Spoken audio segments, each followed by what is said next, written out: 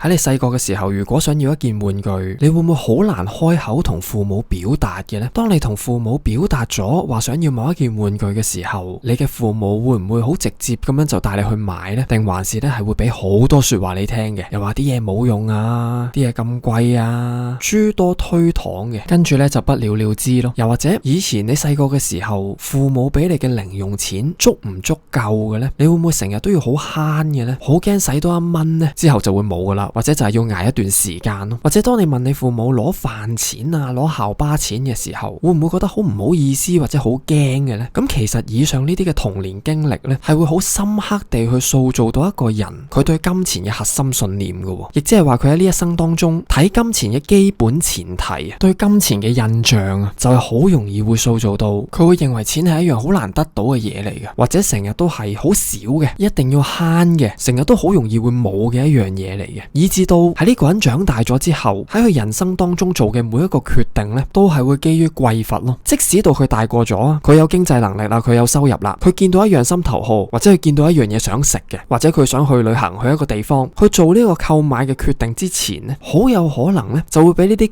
缺乏嘅思想呢係影響住佢咯。成日可能會覺得自己冇錢啊，或者買唔起啊，咁就會錯過咗好多嘢嘅。又或者呢個人會變得太過保守啊，好多嘢都唔敢去試咯。總之慳錢咧就係最緊要，咁同樣又係啦，亦都係會錯失咗好多唔同嘅體驗。可能好簡單，去一間餐廳度食嘢嘅時候，當佢睇到個餐牌，佢第一樣嘢睇嘅唔係佢想食啲咩咯，而係個價錢先咯。而呢個 pattern 咧，其實好多人都唔覺噶，佢已經直接 skip 咗佢想食嘅嗰一樣嘢啦，只係去基於個價錢咧嚟到去選擇咯。但係問題係佢未必係真係冇錢嘅，真正嘅問題係佢成日都認住自己係冇錢嗰個啊，成日都覺得自己係買唔起，或者係唔值得買、唔值得食、唔值得擁有咯。咁今日咧就想同大家介紹一本新書，亦都係我哋 VIP 系列咧同大家咧一齊去做嘅一本練習書嚟嘅。書名咧就係倒數致富21天吸引財富嘅習慣，作者咧就係 The Secret 秘密系列嘅作者朗達拜恩咯。點解一個人會遇上財務困境嘅咧？佢嘅財務困境係咪來自於佢個銀行冇錢，或者佢好低人工嘅，佢有好多支出嘅，所以咧就造成佢嘅財務困境咧？咁但係其實咧呢啲咧都係一啲結果嚟嘅啫，佢唔係真正嘅原因嚟嘅。真正嘅原因其實係一個人佢點樣睇金錢嘅信念啊，就係好有可能係細個嘅時候俾父母或者社會灌輸嘅，我買唔起噶，錢係好難賺翻嚟噶，金錢係買唔到快樂嘅，錢係萬惡之源嚟噶。所謂信念創造實相啊，我哋嘅外在實相咧只係反映緊我哋嘅思想啊，我哋點樣去睇一件事咯，佢只係一塊鏡嚟嘅咋。所以要改變嘅話咧，就要翻去個因嗰度先咯。外在嘅物質實相咧就有啲似一部影印機咁樣，我哋平時諗啲咩啦，同埋講啲咩咧，都係會好精準咁樣複製翻出嚟嘅咋。作者咁樣講，佢話宇宙法則咧係會回應每個人嘅思想嘅。個法則會話，我會將你嘅思想實體化，無論嗰啲係咩都好啊，我都會給你所想嘅，絕不多也絕不少咯。咁最典型對金錢嘅負面信念係啲乜嘢？就係會成日覺得我真係想賺到錢嘅話，我就要做啲自己唔中意嘅嘢咯，要捱嘅咯，要受氣嘅咯，要受苦嘅咯，要睇人面色嘅咯。咁好多人就會話係咁噶啦，出到嚟社會做嘢係辛苦嘅，份量係包埋受氣嘅。咁但係點解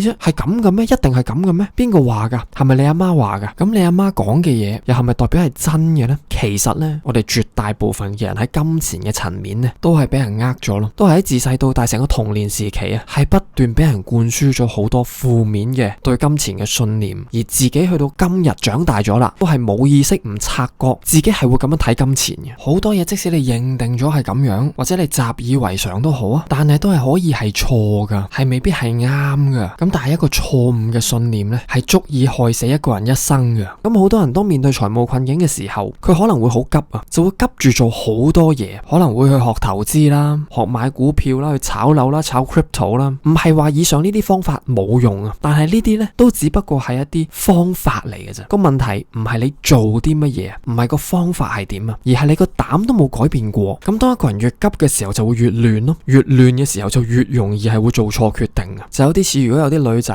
成日想急住識個男朋友，咁佢就搏晒命咁去減肥啊，又節食啊，又做運動啊，又去做好多唔同嘅嘢。咁呢啲當然係一個過程啦，都係要做嘅嘢啊。但係如果嗰個人喺個內心入面都唔係真心認為自己係值得被愛嘅，係值得被妥善善咁樣去對待、被尊重嘅話呢，咁即使佢整容整到絕色美女咁樣都好啊，佢最終都係只會吸引埋一啲唔珍惜佢嘅男人咯。所以個問題唔係喺個做字嗰度，而係要翻去我哋個心嗰度咯。我哋點樣看待呢個世界嘅嗰個心態嗰度？咁宇宙呢係認能量、認情緒，就唔係認你個方法或者你做啲咩嘅。吸引力法則呢就係同頻共振、同質相吸。你個人係點，你個能量係點，你個狀態係點，你個情緒係點，就會吸引到一啲乜嘢類似嘅事物嚟到你身邊咯。咁呢一本書倒數致富呢，就係讓我哋點樣一勞永逸咁樣去擺脫呢啲匱乏嘅心態，係一次而永遠，即係真係連根拔起咁樣去根治呢啲貧窮嘅心態咯。要點樣做呢？就係要去俾自己去進入一個擁有大量金錢嘅思想嗰個狀態嗰度，而且係唔帶任何矛盾嘅思想嘅。因為好多時當你行一步嘅時候呢，基於個慣性啊，係會有一道力呢係扯翻你翻去原位嗰度嘅。咁所以呢，就係要練習、練習同埋練習咯，要大量咁去練習。因為富裕嘅心態嗰種能量狀態呢，唔係你嘅本性嚟嘅。人呢亦都好容易受到外界嘅影響。我哋首先要做嘅嘢呢，就係要將呢個富裕嘅能量狀態呢，係練習成為一種慣性咯，直情係入骨入血嘅。每吸一啖氣，每呼一啖氣，每行一步路，都係維持住一個富裕嘅狀態。你以後睇嘢嘅方式就係咁樣噶啦，都係咁富裕咯。其實你想做啲咩去解決你嘅財務困境都好啊。喺之前啊，我哋都必須係要處理翻好我哋對金錢嘅負面信念先咯，同埋就係要去練習維持喺一個豐盛嘅能量狀態咯。你想富裕嘅話，就係要單純咁樣不斷去感覺富裕咯。咁呢本書呢，佢就有一個21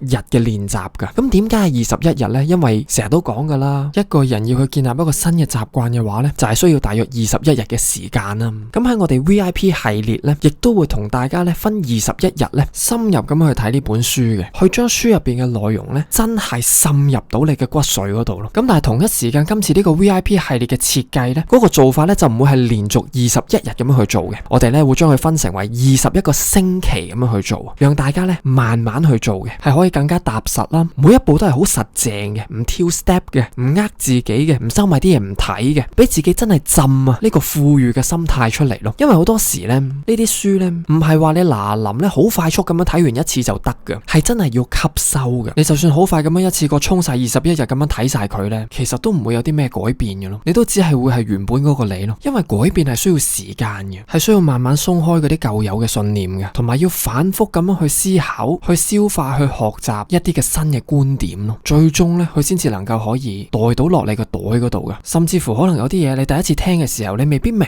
嘅，但係到你過咗一個禮拜呢，或者一個月呢，或者3個月嘅時候呢，你再諗翻轉頭望翻轉頭嘅時候，可能你突然間就會明咗噶啦。咁所以呢，值得我哋真係將呢21日嘅內容呢，係慢慢咁去睇咯，慢慢 depth 真佢。咁喺呢個 VIP 系列倒數致富嘅每一集入面呢，喺一開頭呢，我就首先會用廣東話呢讀一讀呢本書嘅內容出嚟先啦。因為呢，暫時呢本書因為好新啊，所以係冇中文版嘅，係得英文版嘅啫。咁但係呢，我係會用廣東話將嗰個禮拜嘅內容呢係讀一次出嚟先。咁然之後呢，我就會加入一啲我嘅講解啦。然後呢，亦都會有一個5分鐘嘅靜心練習嘅。咁呢個靜心練習呢係非常之重要嘅，因為我哋點樣去閱讀呢？我哋可以點樣真係好好地咁去睇書呢？讓書嘅內容佢嘅智慧係進入到我哋嘅心嗰度呢？我哋係需要俾自己靜低落嚟呢，係俾啲空間佢消化。如果真係好匆忙嗱臨睇完就冚埋本書，就好快就走咗去做第二樣嘢呢，你係唔會知自己睇咗啲咩嘅。所以呢，好鼓勵大家呢，唔好 skip 咗呢個5分鐘嘅靜心練習咯。分分鐘啊，最重要嘅嗰一樣嘢就係你靜低落嚟啊，俾自己終於有翻個空間呢，係去打開個心去接受咯。咁另外呢，喺而家加入心靈書房 VIP 會籍嘅朋友呢，亦都可以呢係登記翻今年嘅周年禮物啊。咁詳情呢，你只係需要喺心靈書房 YouTube 頁面嘅貼文嗰度，或者喺 Patreon 拉翻去前少少嘅 post 嗰度呢，就可以揾到登記周年禮物表格嘅連結噶啦。咁你填妥翻啲資料之後呢，我就可以將呢份禮物呢係寄俾你噶啦。截止日期呢，就係會去到2026年1月15